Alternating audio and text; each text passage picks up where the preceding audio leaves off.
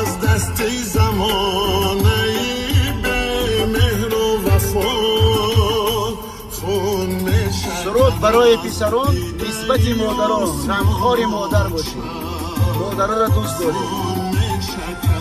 و این رو در صحنه 21 ژانویه 2020 در ناحیه فیض‌آباد جمهوری تاجیکستان در بلندترین